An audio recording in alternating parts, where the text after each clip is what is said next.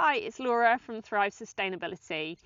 I grow and sell seeds here in Western Australia and we ship them Australia wide.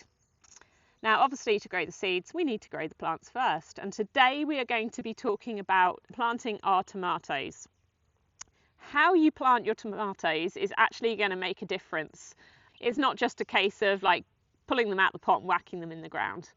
Okay, so firstly, when you're looking for tomatoes, look for something with a nice strong stem. If you're going to be buying them, that can stand upright on its own. Your tomato plants shouldn't be too weak and leggy and flop over too easily.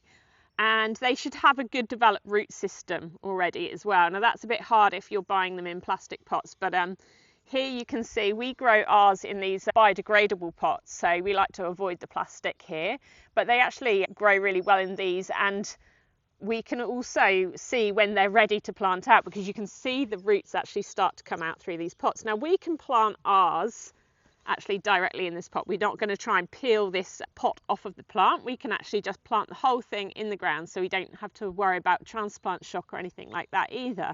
However, if your tomato plant is in a plastic pot, firstly, to loosen those roots up, just give your pot a little bit of a squeeze and give it a tap on the bottom. Okay, that's going to loosen the roots up, and hopefully then you're going to be able to get your plant out without damaging the roots too much.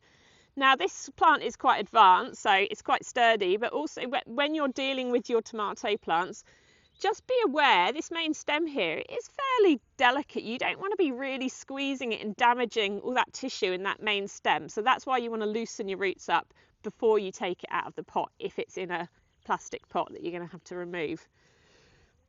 Now, before we plant the plant as well, we're actually going to give it a little bit of a trim. Now you can see this plant here has already started to flower. The flowers are on the end there. And of course we're going to be like wanting our plant to put its energy into those flowers and into the fruit, not so much into growing leaves. So I'm actually going to trim off these bottom leaves here, and I'm going to look where that flower is. I'm going to leave those two leaves on the top there, either side of the flower, but anything below I'm actually just going to take off, because otherwise it's going to be putting energy into supporting those leaves that we don't really need. So now you can see it's just got those leaves just underneath those first flowers there. Okay, another reason for doing this is because when we're planting our tomato, we're actually going to plant it quite a bit deeper than the pot here. Now with most plants, the rule is you look at where, if you're buying a potted plant, you look at where the soil level is, and when you want to replant it, that's where you want to keep your soil level. But tomatoes, you can break that rule, because the tomatoes will actually send out roots from the stem if you put them in the ground a bit deeper. And the advantage to that is you're going to get a tomato plant with a much deeper root system, and as a result it will be much more drought tolerant and it's going to be hardier. So the bigger the root system of the plant, the healthier the plant. So we're actually going to plant this tomato plant a little bit deeper than the pot there. Okay, so I'm going to get on and dig my hole. Most of the time when you're digging in your seedlings, you know, you're going to be digging them about the same size as the pot size, but because we're going to plant this tomato a bit deeper, that hole is going to be a bit deeper. Now, one thing to remember when you're planting your veggies is your soil is key. Like, your plants are only going to be as good as the soil that they're planted in. So do bear in mind before you go planting your tomatoes that you're going to need to improve your soil. So the colour of the soil should be dark. You should be able to mould it, and it should just sort of be a nice texture. You should be able to mould it into a ball, but then it should just crumble. If it's just pure sand and it just falls away, there is no point planting anything in that.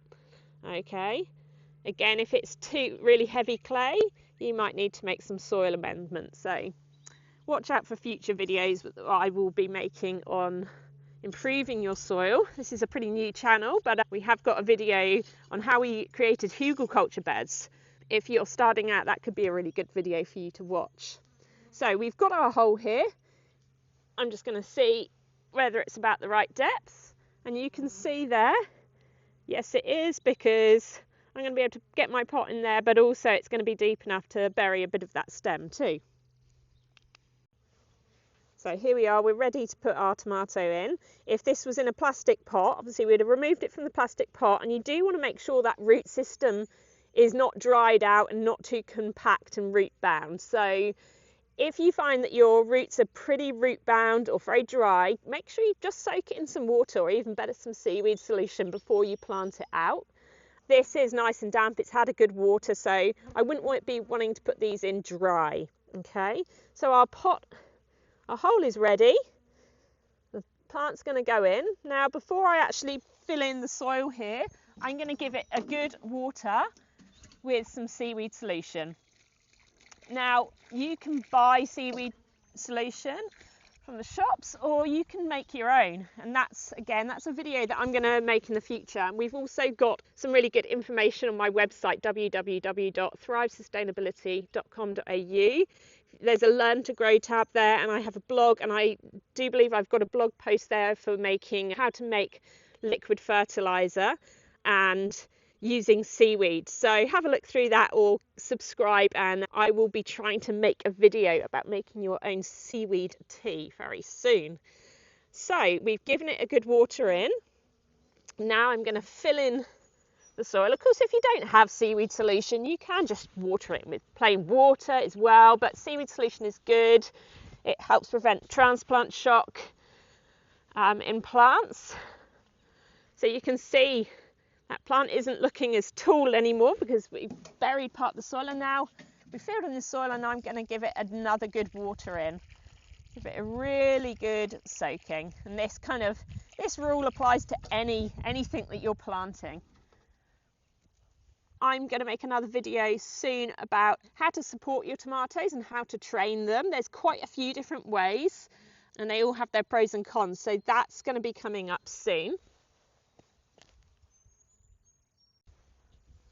So I hope you found that useful. If you did, please subscribe to my channel to learn more tips. And if you haven't already got some tomato seeds in the ground, don't forget you can purchase WA grown seeds from myself here at Thrive Sustainability. Anyway, I'm going to get on and plant my last tomato plant. Thanks guys, bye.